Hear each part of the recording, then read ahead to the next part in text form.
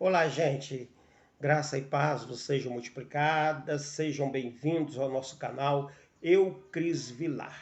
Então, você já ouviu aquela passagem bíblica, ou já leu, né? Que fala assim: a morte e a vida estão no poder das palavras.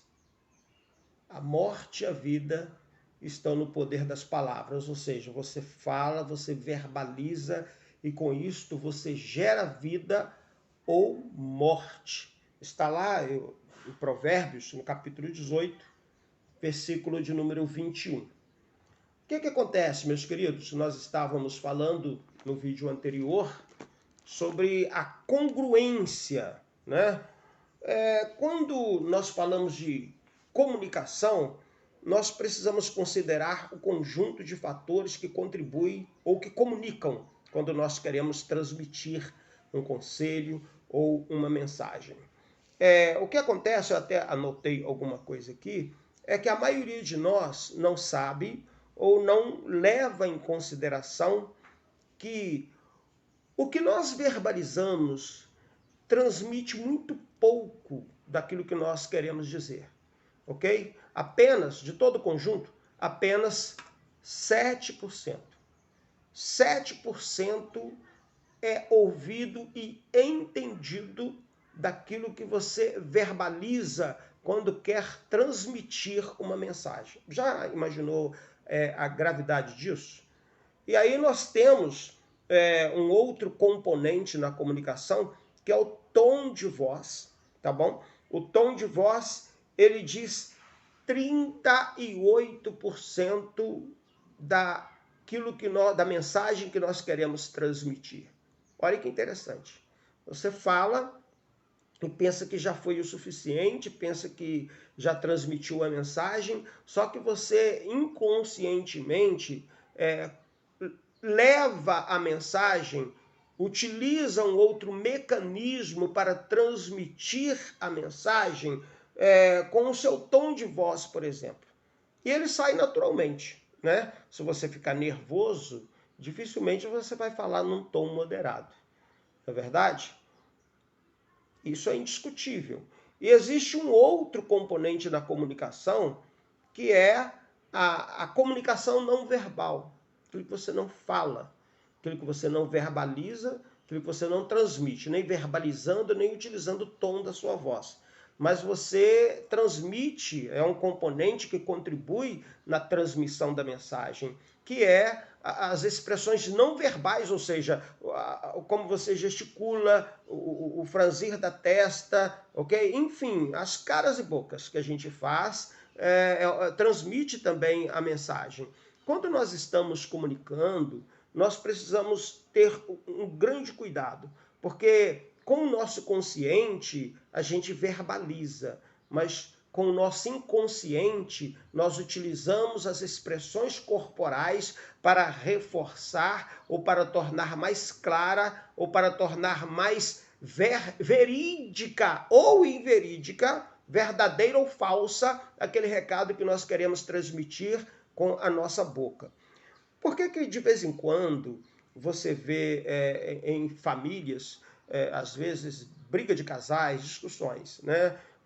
O homem fala com a mulher e a mulher não acredita na sinceridade do homem. O homem quer discutir, ou vice-versa, a mulher com o homem. Eles querem que o outro acredite naquilo que acredita, né, perdão, naquilo que eles estão falando. Não vai conseguir. Por quê? Porque a pessoa pode não ser especialista em leitura corporal, mas a pessoa vai olhar, né, para o conjunto dos fatores que contribuem para a transmissão de uma mensagem e vai entender que há incoerência naquilo que a pessoa verbaliza com aquilo que ela está dizendo com as suas expressões corporais. Tá bom? Lá na frente a gente vai aprender sobre isso. Fiquem calmos. Lá na frente a gente vai gravar vídeos falando sobre isso, ok? Então é muito importante que o ser humano seja autêntico. O que acontece é que nós vivemos em um mundo em que as pessoas têm medo de dizer a verdade. Outros têm medo de ouvir a verdade. Nós vivemos em um mundo em que a verdade está trôpega, cada vez perdendo mais espaço, né? Cada vez perdendo mais a crença que se deposita na verdade, o poder que ela tem de construir uma família, de contribuir para uma negociação, de tornar um relacionamento mais saudável. Hoje, por qualquer motivo, por qualquer coisa, as pessoas mentem. Mentem por qualquer razão. Então, hoje, a verdade parece já não ter mais nenhum valor. E nós precisamos resgatar isso, porque a verdade ela tem o poder de libertar. Não é verdade? Eu estava conversando com uma pessoa um dia atrás, um tempo atrás, e eu disse para ela, olha, a transparência, a sinceridade, a verdade é a minha liberdade, tá? Quando eu comunico com a minha esposa, quando eu falo para ela onde eu estou indo, e se de lá, naquele local para onde eu disse para ela que eu estava indo, se eu tiver que ir a um outro lugar, eu pego o telefone, ligo para ela e falo, vou ter que dar uma passada em tal lugar. Essa é a minha liberdade. Isso que é a minha liberdade. Tem muita gente acreditando que é mentindo que se liberta. Não é verdade? Eu vou me libertar das broncas do outro, e quando na verdade você precisa ser sincero. Né? Por mais que isso, em alguns momentos da sua vida, custe algum desconforto, né?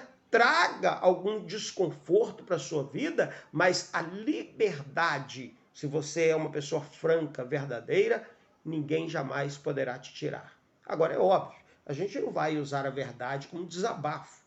Verdade a gente usa com o objetivo de construir, de tornar as coisas cada vez mais claras, mais patentes, ok? Você não deve usar a verdade para poder ferir o outro, até me perdoe, você pode usar a verdade sim para desabafar, tá? É até curador para você, o outro também vai acabar ganhando com isso, mas nunca use a verdade para humilhar ninguém.